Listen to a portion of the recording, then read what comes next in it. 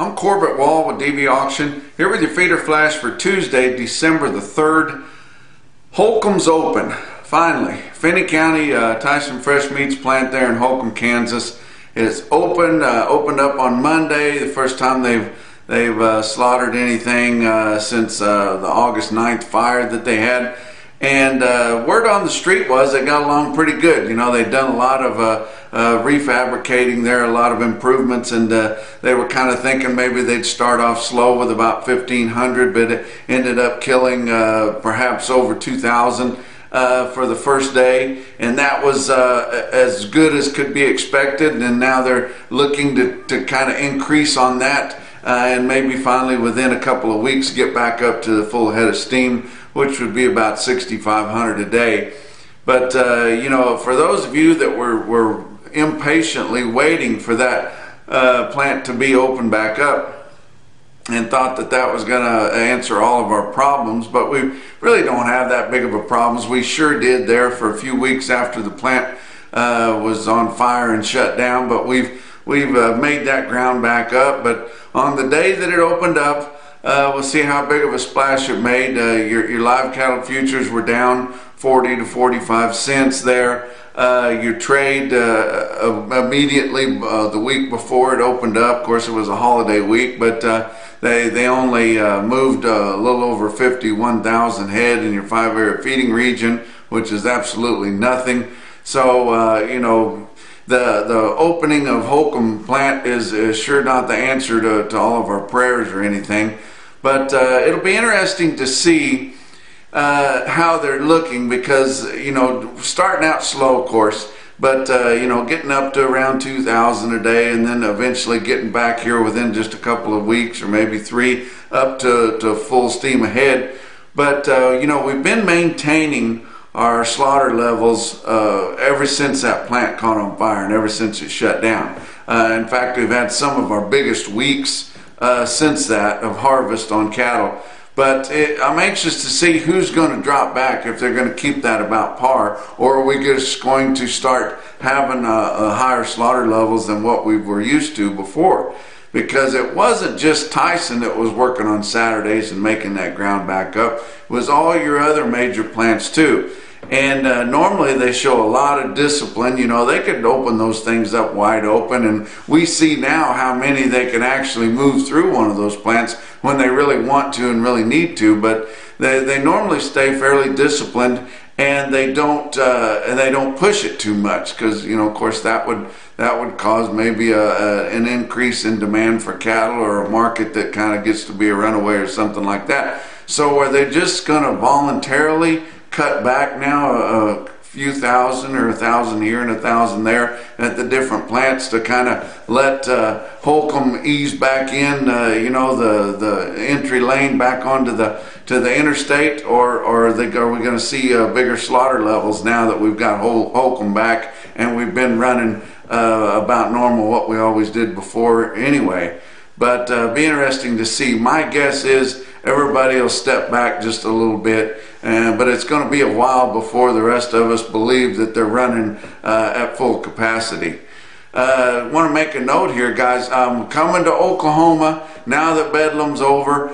It's safe to come into Oklahoma. Going to be in there. The Woods and Alfalfa County cattlemen, along with Cherokee Livestock Sales and Zoetis, going to have me into Alva, Oklahoma on Thursday night, giving a presentation there. I think they've got a dinner there for those that want to attend too. That'll be a good deal for those of you that are in that area that can attend.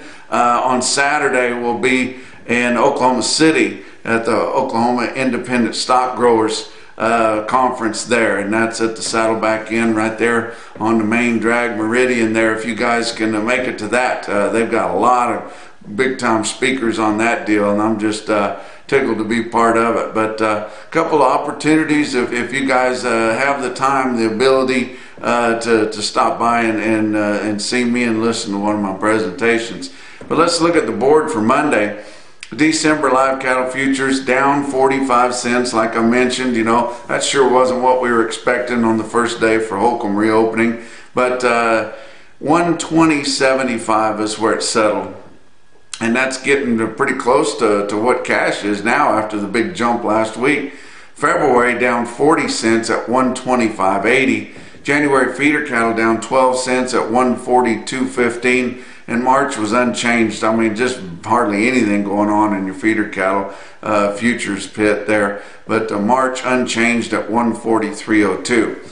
Your weighted average on last week's negotiated fat cattle trade out of your 5 area feeding region, 51,300. Now I realized that it was a holiday week, but they weren't buying for the holiday week. They were buying for on down the line later into December, but that is a very meager movement. Yet we saw the reportings, and I don't even know why I talk about them, because I tell you guys every time how little stock I take in them. But your show list reportings came out on Monday and showed that the show lists were way down, especially in Nebraska. I mean, down a lot. Now, was that because of the storms and they had the cattle on the show list, and then they thought the storms backed them up a little bit, so they took them off? Or do they think this market's going to come up a little bit here in the next few weeks, and they just pulled back a little bit what they listed, or what? But I'm not sure where those cattle disappeared to. But that 51,300 in your 5 area feeding region compared to 87,300 the previous week and 103,600 the same week a year ago. But we talked about the market. You know, the market was largely 118 to 119 live, especially in Kansas, just basically 119 there late. And but on the western side of Nebraska and Colorado and places that's been getting that premium, they were up to $1.20. Most all those prices are $3 higher. Your dress market was 187. That was sure $3 higher. And pretty good market there, and especially on a holiday week, and especially the one that's completely has everything to do with turkeys. But your live sales of steers and heifers in your 5 area ranged from 116 to 120, but mostly from 118 to 119, with a weighted average on steers at 118.21. That was up $2.25. Your heifer weighted average on live sales was 118.47. Just happened that way, so you know it sure could have been higher than that. But your dress sales on steers and heifers 183 to 188. Mostly 187. That was pretty much the price, was 187. Your weighted average on dress steers was 186.83, up $3.24. Now you're going to hear a lot of talk about a meeting, a price reporting meeting that USDA is putting on next Thursday, talking about mandatory price reporting, because it's up for reapproval there, and they do have the opportunity to make a few changes. It's hard to make any big changes, but they can tweak it a little bit. But it's getting to where and we've known this, and I preach it all the time, the negotiated trade is getting so thin, it's just hard to get a handle on anything. And due to confidentiality rules that they put in when they started mandatory price reporting to keep from divulging one entity when they were trading, Colorado doesn't print anymore, and by that I mean we can't see any of the information that comes out, because they feel like it would divulge just the few players that are involved in that, and you know they'd like to have enough activity going on they could mix it together, and it wouldn't just pull one guy, one feedlot, one packer's pants down and show everybody what they had. But so they're going to look at ways to try to improve that trade. Now, some of the things they're talking about is including some of the fringe areas in the northern plains and the Midwest that fall on the outside of the 5 area, including some feed yard areas in Wyoming that could go with Colorado. I think that would be great. Some areas of South Dakota, some areas of Illinois, going in around the upper Midwest there. And there's some trade going on there, and they would kind of include those into your 5 area feeding region and try to get more trade reported. It's not going to change the trade, it's not going to change what it is, but we can maybe see a little bit more information. That's one thing they're looking at doing. You've got some entities, some outfits that would like to get more specific on certain things and talking about whether we report the prices on the or separate the reporting of prices from within 2 week delivery or 2 to 4 week delivery. Now we are getting the numbers, and I usually give them to you on here on a Tuesday about how much volume is trading for that 2 to 4 week delivery, so we can kind of see if the packers are setting everybody up or not by trying to get a whole lot of cattle to deliver, especially on a down market, so they can really put the thumb down. But USDA could, but they haven't yet started separating the prices out on that. I don't think there's going to be a lot to see there, guys. And anytime we start separating things out and dividing it, it's just going to make those confidentiality rules come in more and more, and then we won't be able to see anything. But they're looking at some ideas of maybe trying to inflate that trade, or at least get more of the information to come through the confidentiality filters. One thing I think they should do is just combine the steers and heifers. Not the mixed steers and heifers, because a lot of times those are really plain cattle and include some dairy crosses and things like that. But your straight up steers and heifers, whether or not they bring the same or not, they're worth the same.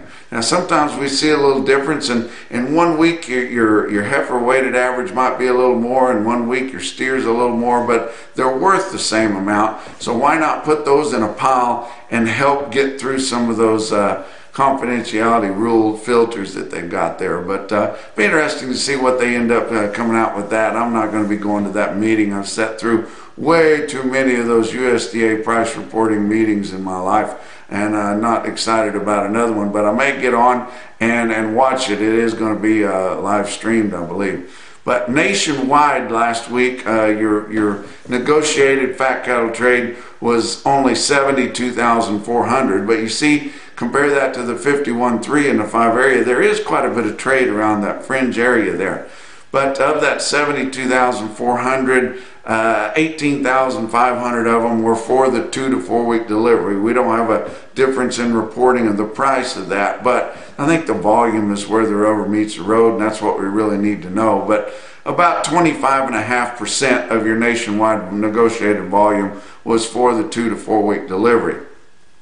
Some of the other things I noticed on Monday, Sioux Falls Regional Stockyard in Worthing, South Dakota, which is a really good market. They have good feeder cattle sales. Didn't have a big run this week, but they also sell fat cattle and a good run of cows there. But you know, we've been suffering under a pretty tough cow market here for the last couple of months or so. We got a lot of those big ranches coming in, and they're preg checking those cows before they move them. And they're culling them right there, and they're not necessarily filling your sale barns up, but they're still sending loads and loads of slaughter cows to these cow plants, and they've got them choked up. And your cow buyers might be in the sale barns, but they're not real hungry for the smaller producers' cows.